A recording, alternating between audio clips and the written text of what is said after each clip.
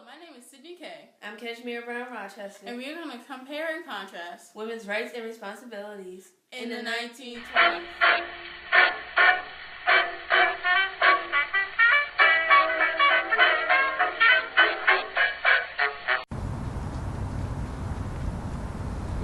Hello, I'm Sydney K. And I'm currently in front of the Montpelier Mansion, where I am about to talk to the manager, who's going to tell me about a woman in the 1900s who owned a business that was pretty unusual for a woman at the time. The extent of importing from Ireland a famous bull to help sire a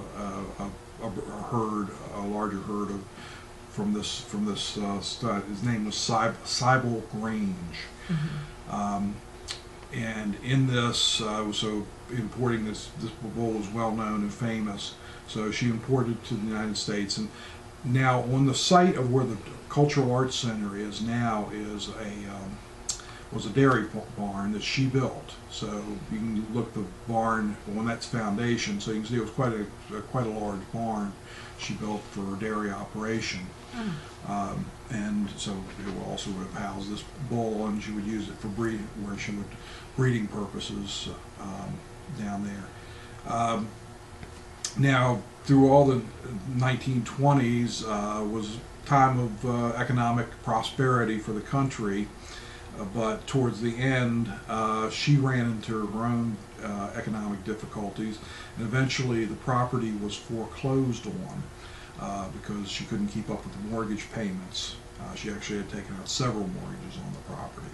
So she was, even to the extent she was trying to protect her assets. The sheriff was going to come and take the bull as property against her as for debts. She actually, the rumor has it, she transported the bull across the Patuxent River into Anne Arundel County, so the Prince George's County sheriff could not go over and take possession of the bull. But in the end, she had to give up the property here in Montpelier.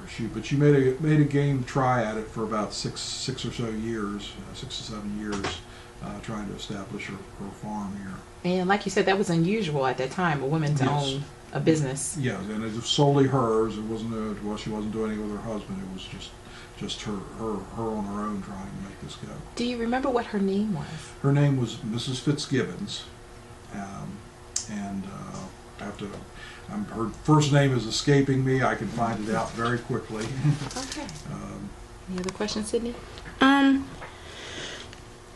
If you're saying, so what do you think? How do you think that affected the women's rights and responsibilities? Well, a lot was happening at this time for women's rights. Just in the 1920s, the 1920 election was the first time women were able to vote. The right of suffrage or right to vote was granted to them at that time. So that was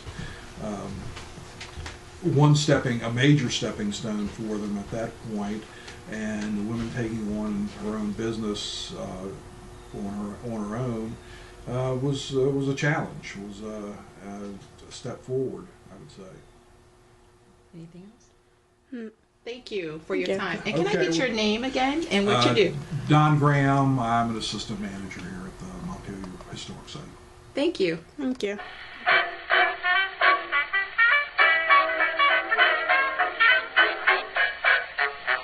Can you please introduce yourself before we ask the questions? Sure, Sydney. My name is Erica Thompson, and I'm a member of the Prince George's County Alumni Chapter of Delta Sigma Theta Sorority Incorporated. In that chapter, I currently serve as one of the co-chairs of the Policies and Procedures Committee, and I'm also involved with our HBCU, or Historically Black Colleges and Universities Committee, and also our Scholarship Committee. How would you compare the typical black African-American woman to the typical white Caucasian woman in the 1920s? What were their challenges? In the 1920s, there were many challenges for women across the board. But for black women, our situation was unique because race was also a factor. So when a black woman walked into a room, they didn't see a woman first. They saw a black woman. And that played a part in a lot of issues, particularly with going to school and with jobs. Then women a lot of times didn't work outside the home except for black women. Black women were in the fields before and after slavery, and then after Reconstruction, we were working in a lot of times white people's homes. So we didn't have a lot of the advantages that white women had. And even after women got the right to vote, we still couldn't vote because of Jim Crow laws and other laws that kept us away from the polls, and black men also. But my sorority, Delta Sigma Theta sorority, even back in 1913, right after we were founded, we participated in a women's suffrage march, and to let the world know that we were women too and we deserved rights too. And that was our first act of social service right after we were founded.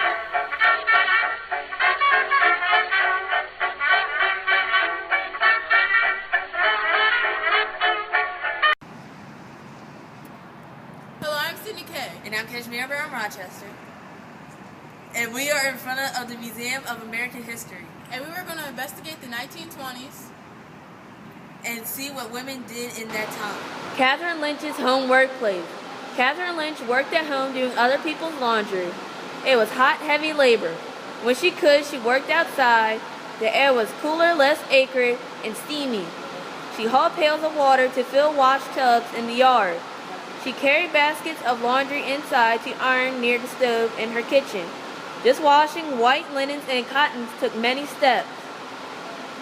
Step 1, she soaked the clothes overnight. Step 2, she scrubbed them in hot lye suds. And step 3, she boiled the white linens and cottons in hot water.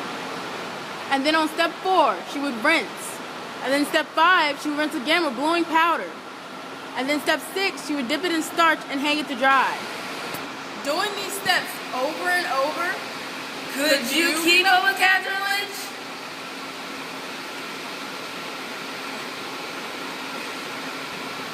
This trophy was awarded to Gertrude Elderly in 1926.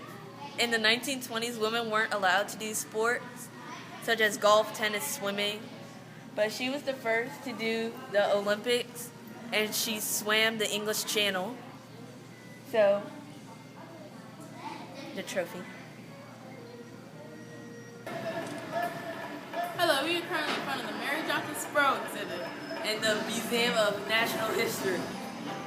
Mary Johnson Sproul, a migrant and commuter. In 1898, at the age of 12, Mary Johnson, like many other young rural African-American women, was sent by her family to work in Washington, D.C.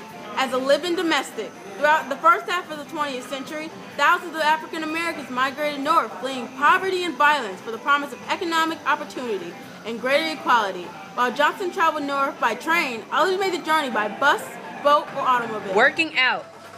In the 1920s, like many others, Mary Johnson became a day worker and moved into a boarding house with other young domestics. Traveling to work by foot, trolley, or bus, day workers enjoy greater independence than live-in maids. They carried their maid uniforms, a hated symbol of domination, and a freedom bag. Hello, I'm Sydney Kay, and I'm currently in front of the Zeta headquarters in Washington, D.C. Can you please introduce yourself? Hi, I am Savannah Winston, past president of Beta Zeta chapter of Washington, D.C., founded in 1925. Nice to meet you. How would you compare the typical black African-American woman to the typical white Caucasian woman in the 1920s? And if so, what was their challenges? I would compare the African-American woman and the Caucasian woman in the 1920s as being the same, in that they each had the same goal of women's equality. However, the African-American women had the challenge of discrimination, which would set them apart from the Caucasian women. However, they did work together to conquer the challenge of discrimination, and at the end, they all reached the goal of women's equality.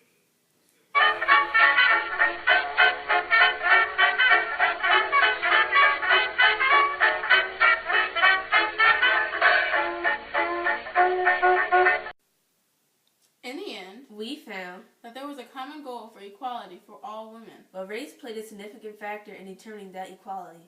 Thanks for listening!